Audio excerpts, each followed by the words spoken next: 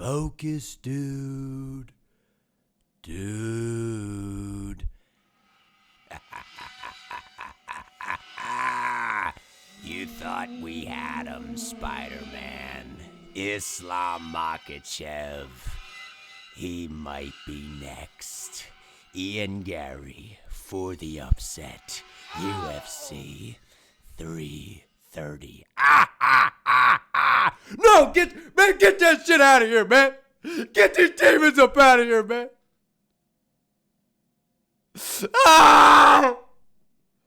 Dog. I have the weirdest feeling about this fight. Is Ian Garry really about to go out here and beat Islam Makhachev? Please don't tell me that this is going to happen. Please do not tell me that this is about to happen. Because as great of a fighter as Ian Machado Garry is, and as much as I think that he absolutely deserves the title opportunity and he should be the one fighting Islam for the belt right now, we cannot have this dude as the champion, man. Can you imagine Ian Garry as the champ? I'm joking around a little bit, man. I'm not really like that. But at the end of the day, kind of would be a little annoying with Ian Garry as the champ. Let's be honest. But he absolutely is the one that should be fighting for the belt. I've been very vocal about that. And now we got fight news. Islam Makhachev versus Ian Garry is officially the main event of UFC 330 going down in Philadelphia. I have a feeling that they are going to deck this card out, and it is going to be an absolute banger. And we also know that the co-main event is for the women's strawweight title, Mackenzie Dern, looking to defend the belt against Gillian Robertson, who I believe is on like a 5-fight win streak. Mackenzie's won 3 fights in a row. Actually, a very interesting stylistic matchup going down in the women's strawweight division for the title. So we'll talk a little bit about that. But, man, we got to talk about this main event. This is all about Ian Garry versus Islam Makhachev, man. 2026, I believe, has not only been a crazy year in MMA, in particular for the UFC, but I believe that it is possibly, just might have been, the most insane year in the history of mixed martial arts. The amount of upsets that have occurred, the amount of fights to where we're like, we already know how this ends. We've already seen the script. We know how this fight's going to go. This movie got spoiled for us, man. We know the ending here. And it felt like at least I did. It felt like I knew the result of so many fights this year before they even happened. And the MMA gods, they said, no chance, man. We need more drama now than ever in the UFC, and fighters that it felt like we were just not going to see lose, at least not this soon. Khamzat Chimaev, Ilia Topuria. All of the craziness that we've seen. Oliveira taking down Max Holloway and dominating him for 25 minutes. Like, the list goes on and on and on, man. And I am worried about Islam Makhachev coming into this fight. Because I could sit here and say that, well, those dudes, Khamzat, Ilia, the list goes on. They are not Islam, right? And obviously, Islam, to me, just might be the greatest mixed martial artist of all time. He is, in the very least, got to be in your top 5, right? I think that it's debatable whether you could say that he's the greatest of all time. We got, John Jones. It's a conversation topic for another video. But at the end of the day, this is a dude that myself and a lot of other people consider one of the greatest fighters of all time. And I'm worried.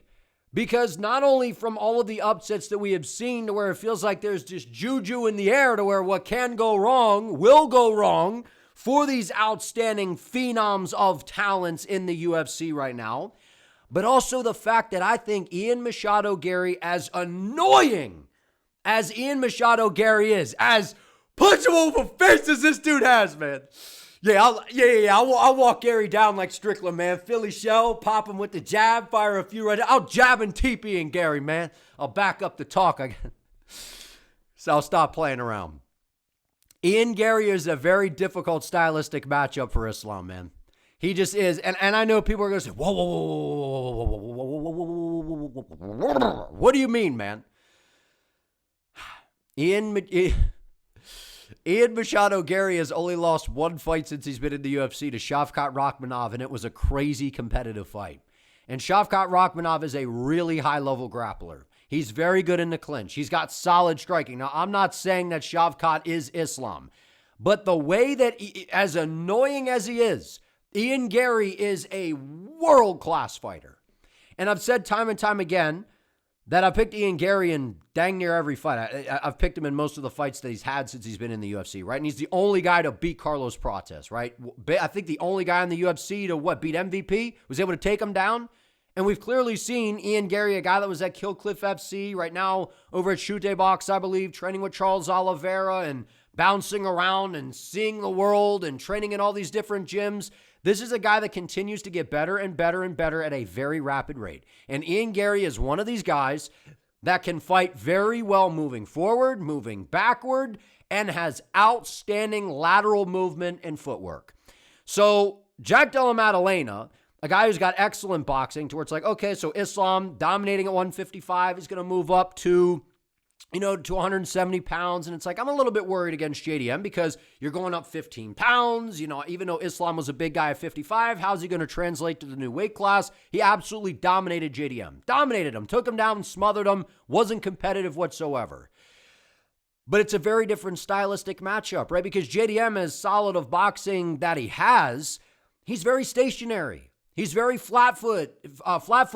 He's in range. He's there for you to get a hold of, to where Ian Garry, it's not going to go down like that. Ian Garry is a cat. He's got lightning fast footwork, man. He's rangy. He's tall for this weight class. He's got a crazy reach, and he uses it very well. Those little oblique shots to work the lead leg. His calf kicks are really, really good, right? Taking a lot of notes from Poatan, I think, right? How he squares up the shoulders, really no telegraph, whips those kicks out there. Islam being a southpaw, Garry did a great job against like D-Rod, for example, right? Ripping the, kicks to the inside leg, to the body, setting up high kicks. Like, this is a very difficult fight, I think, for Islam. A very difficult fight. And I'm done. Man, I might be done with this whole, man, don't worry, Islam's got this one in the bag. The fighters that I have so much confidence in, Islam, one of those dudes, Hamzat, Ilya, there's specific fighters that I just believe are on another level, man. But what we are seeing lately, it's just the thing that when people say it's a fight, anything can happen, styles make fights, it's always been true, obviously, even though sometimes we may neglect it, right? It's never been more true than in today's game.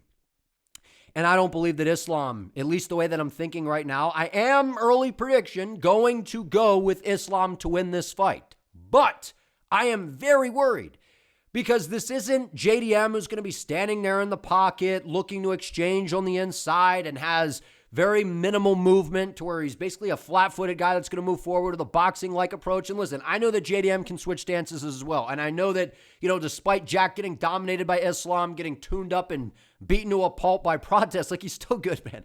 Poor JDM, man. He's gotten dominated in his past two. Fought probably the best grappler, in the weight class, one of the best we've ever seen. And then one of the nastiest strikers we've ever seen, man. JDM's going through it. But the reality is, Ian Garry is a savage. And he's been working on the takedown defense. His own grappling game has gotten a lot better. And I know that Shavkat was able to take his back. I know that Shavkat put him in some bad positions, man. I get it. I understand it. But Ian Garry, I'm sure, has gotten better. Now Islam's at, 170 pounds, to where these guys are big up here, man. And I know that Islam was big at 155, but Ian Garry's got a unique style, the footwork, the movement. He's got a good jab, good feints, can walk you into that counter right hand if you're not careful. And his dynamic kicking game, which again could be a little bit of a problem, because if you're throwing kicks to the body, upstairs, and, especially to the body, Islam can catch him, get to a trip, take you down, and put you on your back. And I do believe that if Islam puts Garry in the situations that he was putting JDM in, the situations that Shavkat was putting Ian Garry in, I do feel pretty confident that Islam could not only dominate in that area and win a decision, but I think he could definitely find a sub. Because I think Ian Garry is going to have confidence in his ground game and know that, listen, I just can't accept bottom position or I'm just going to get grinded out and lose here. I think he's going to look to explode back to the feet. I think Ian Garry is going to risk it to get the biscuit in this fight, and that will create scrambles, allowing Islam to possibly set up a Darce, get into that front headlock position, to where we know Islam is absolutely fantastic at. So this, to me, is a very interesting fight. I think that Islam, obviously, for a while he was a very underrated striker. Now I just feel like everyone recognizes how good he is. I mean, outboxing Dustin Poirier, landing some good calf kicks against JDM, feinting the boxing to set up the takedowns.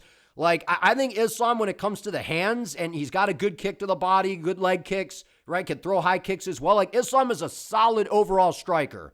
But at 170 pounds against a guy in Ian Garry who was schooling Carlos Prates on the feet. And I know that, you could say, well, Garry was mixing in takedowns to kind of throw off the momentum of Prates and halt him in his tracks to stop the forward momentum and keep him guessing. I understand all of that, to where I don't think he can do that in this fight.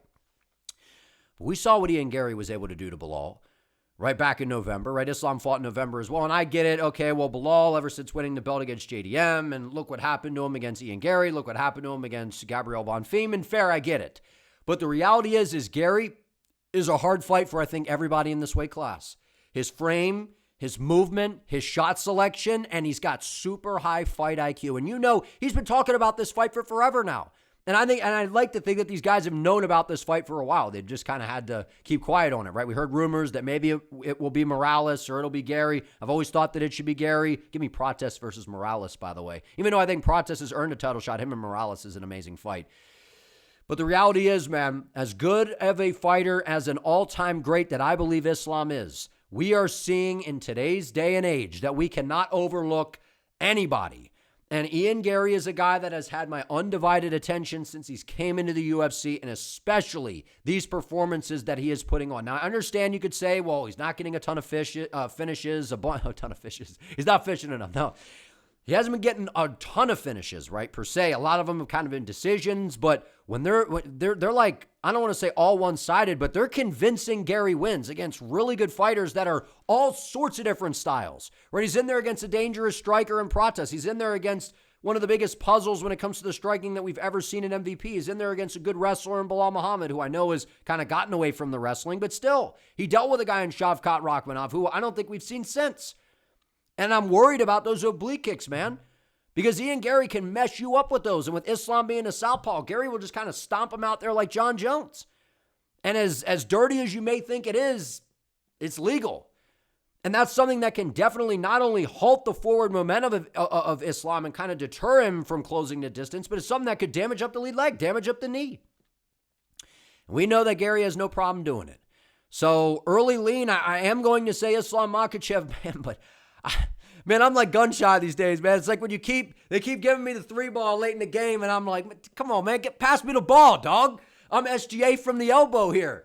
And then I keep bricking it, and it kind of messes with your confidence a little bit, man. So will Islam be a massive favorite coming into this fight? Probably. Will he break this so-called curse that we are seeing recently? And maybe you could say, well, Strickland was just overlooked, Gaethje was overlooked, and that is all very valid and very fair. But a lot of us, including myself, Hamzat, Ilya, phenom-like talents. And I know that Islam, phenom talent, a guy that is more proven than both Ilya and Hamzat, to where you could say, well, we put the cart before the horse. Fair enough. Islam Makhachev, to me, all-time great, world-class fighter, unbelievably well-coached, obviously with Khabib, Javier Mendez. I'm sure that they're going to craft up some masterful game plan to be able to go in here against Ian Garry, because I'm telling you right now, this is going to be a fight for Islam. It is going to take the best version of Islam that we have seen to beat a guy like Ian Garry, because if you look at the Volkanovski fight, right, not the second one where it was short notice for Volk, beautiful high kick set up by Islam, but it was shorter notice, right? Volk was pudgy. It's obviously not the best version of Volk. The first fight between Islam and Volk comes up to 155. What was giving Islam some issues? The footwork, the movement, the feints, the speed. Now, at 170, you got a big guy in Garry who has speed, has footwork, has all that elusive movement, and then also, while he's not knocking everybody out, does have the ability to touch you and hurt you and put you away. So this is one of those fights where I do think that Islam can hang on the feet and do some good things, but if that's where the fight is predominantly going to take place without Islam, setting up level changes, getting Garry to worry about it, and you just allow Garry to pick and snipe at you, Ian Garry can be a problem for anybody in this weight class on the feet. So like I said, my early prediction, I am going to say Islam gets this one done by a decision. I could see a submission, Garry not settling on bottom, looking to scramble. He's got that wiry frame, which sometimes it's hard to deal with those kinds of guys on the ground. man, whether you like Ian Garry or not, he's a dang good fighter, and he's been in there with some very dynamic types of styles, and he can adjust and adapt to no matter what guy you throw in front of him, as well as Islam. But as well as, Charles Oliveira fought Islam. And Ian's going to have some inside scoop on Islam. Now, I know you could say, well, wait a minute. Now Islam's a complete 170-pound fighter, right? He's going to fill out into this frame better than what we saw in the JDM fight. He's going to be even stronger. All of those things are absolutely factors coming into this fight. All I'm saying, protect Islam at all costs, man. This Olympus cannot fall here. We cannot have Islam lose to Ian Garry. It can't happen, man. It can't happen. But I'm not writing off Ian Garry. I'm not going to keep making these mistakes of overlooking people, especially a prime Ian Garry, who I know is dang good, who has looked really crisp, really clean. He can outstrike just about anybody in this weight class other than MVP we saw, right? And listen, Islam Makhachev, one of the best to ever do it, if not the best. I think he can find a way to craft up a game plan with Team Khabib. And they come in here, catch some of those Garry kicks, take him down, get to some of those positions to where, he can control them, possibly find a sub. But if that doesn't happen, man, I think Islam could potentially be in a world of trouble on the feet in front of a dynamic, fast, rangy striker in Ian Garry, who has very high fight IQ and can set traps all over the place and walk you in to a big shot. So I am officially worried about Islam Makhachev coming into UFC 330 against Ian Machado Garry, who I know a lot of people don't like, and I find Ian Garry very, very annoying, don't get me wrong. But this dude is unbelievably skilled, and he's getting better and better and better, and we know Ian has no shortage when it comes to confidence. So, going to be a great fight. Really looking forward to this. We actually have, in my opinion, the number one guy fighting the champion. I always love when that happens in today's day and age because we don't always see that. It's usually the UFC taking the business route of what's best for business, which this is stylistically a very interesting fight, but it's not always the guy that we're like, that's the guy that should get the title shot. It doesn't always go down like that. This is one of those cases of actually the real guy getting the shot. I'm excited for it, man. I think it's going to be a great fight. And then the co-main event, we got Mackenzie Dern versus Gillian Robertson. I mean, I wanted to click on this to open these, but I guess they haven't updated the site enough yet to have the pop open where it's like the tail of the tape. Early prediction, I think Mackenzie Dern wins this fight. I feel like in order to beat Mackenzie Dern, you got to have dangerous power on the feet. You got to be like a really methodical tactician, which I don't think Gillian Robertson is. And then you have to be some sort of force when it comes to the wrestling to be able to keep Mackenzie Dern down and control her and just negate the jiu-jitsu game that she brings to the table. Because when you look at this fight, is Gillian Robertson not like very similar stylistically to Mackenzie Dern, other than the fact that Dern, in my opinion, has better jiu-jitsu? Maybe you could say that Gillian has better wrestling, right? I know that she has Dean Thomas in her corner, who's, a really sharp mind in the game to where they're going to come in very prepared. Dean usually has, the fighters that he's working with great game plans. They are going to come in ready to rock and roll here to where he knows all about Mackenzie's game, right? What she's good at. Liking to play the bottom game to where they can capitalize on that and bank minutes and win rounds based on control time. But I feel like on the feet, while Robertson's one of these fighters that it was kind of rough in the beginning, then she really started to kind of come into her own and figure it out and, start to figure some things out and really round out her game. She's been on a nice win streak, an impressive performance over Amanda Lemos that I think was a lot closer than what people want to give it credit for. Mackenzie Dern is scrappy on the feet. And while she's not maybe the most technical striker in the world, I think she's a better striker than Gillian.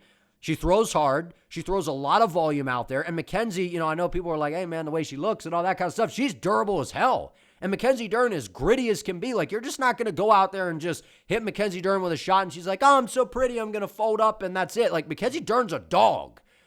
She's a dog, She's an absolute dog. So Gillian Robertson's going to have to bring it to her, man. And the fact that Mackenzie Dern, and I picked her in that last fight when a lot of people were doubting her coming into that Virna Jandiroba fight. Jandiroba's a better overall grappler, in my opinion, than Gillian Robertson, especially when it comes to the wrestling. And I feel like Jandiroba on the feet has a little bit more thud and power than Gillian. So I think it's a competitive fight. I could see Gillian Robertson coming in and pulling off the upset because she does have skills that I think could potentially give Dern some problems to potentially match her in the grappling. It's not that Dern's so great on the feet to where Robertson can't compete there, but I still give Mackenzie an output and kind of striking edge. And then I think on the ground, you're in immense danger against Mackenzie Dern, who has really, really high-level jiu-jitsu and, again, a ton of experience in the UFC. Yes, Dern has had some ups and downs, but she's taken out some really good fighters recently. I think she's on like a 3-fight win streak, and beating Virna Jandiroba, that's a massive win, knowing how good of a grappler Virna is. So I know Robertson's looked really good. She's made some good improvements, and I think that her skill set matches up well with Dern to make it an interesting fight, but I will side with Mackenzie Dern.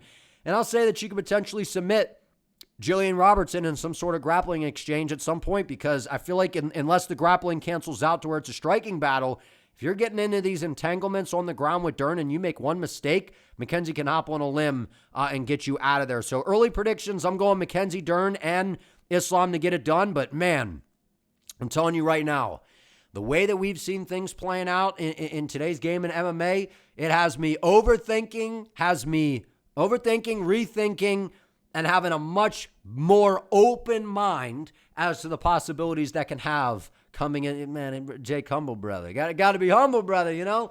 It's in 2-3 years, Dagestan and forget, brother. So I'm worried. I'm worried about Islam Makhachev coming into this fight, because as annoying as I think Ian Machado Garry is, this dude's a world-class fighter. He's very dynamic. And he has a very difficult stylistic matchup, right? I was saying it already throughout this video, man. There's a big difference between a guy being in range, flat-footed, there to be grabbed, and pause. You know what I mean? Like there to be, taken down. Let me change up the words there, man. No Diddy, you know what I mean?